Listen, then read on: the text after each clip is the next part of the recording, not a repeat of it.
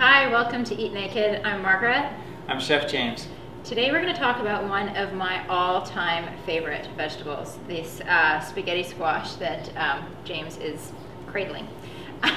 Spaghetti squash is fantastic because it mimics spaghetti, but it's not spaghetti, which of course spaghetti is refined. Even when it's a whole grain, ultimately it's refined. So this is the pure naked version of spaghetti, is spaghetti squash.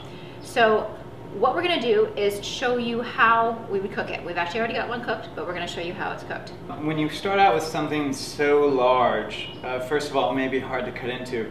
So a good way to initially cut into it is to start your oven now. Set your oven at 395. As it's preheating, throw the whole spaghetti squash as is right into the oven.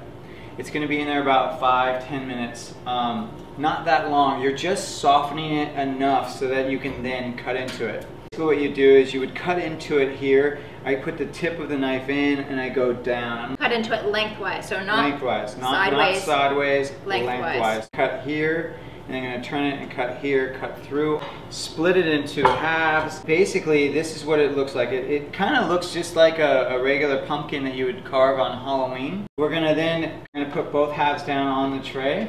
This spaghetti squash is probably good for about 10 people. I mean, it's fairly large.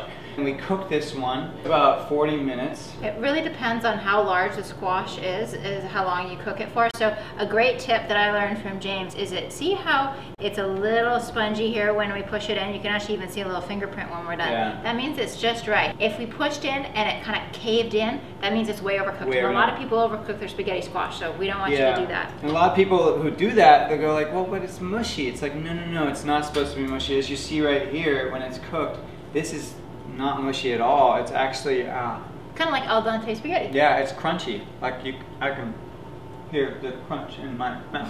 One of the things that you would do as soon as you pull it out, now this has been out for a little bit, so it's cool enough to touch, but be very careful if it's just come out of the oven. We'd get these seeds out of here.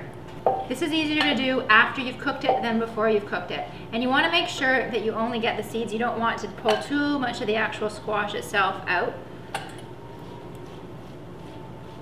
So now you're seeing the reason for why this is called spaghetti squash, which up until now you might not have realized, or you might not have understood. You need a fork for this. You can't do this with a spoon. All you do is you go in to the sides and all of this just peels right away. Look at that.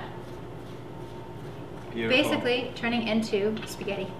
So there you go. Now what you would do with this is, just treat this as you would treat spaghetti. You can just throw sauce on it. You can do pesto. You can do any kind of meat. This is actually ideal to do if you are going to use meat. One of the things about eating, like for example, the classic spaghetti and meatballs, your protein and your starchy carbs, they don't digest at the same rate, and it's actually not a great meal from a food combining perspective.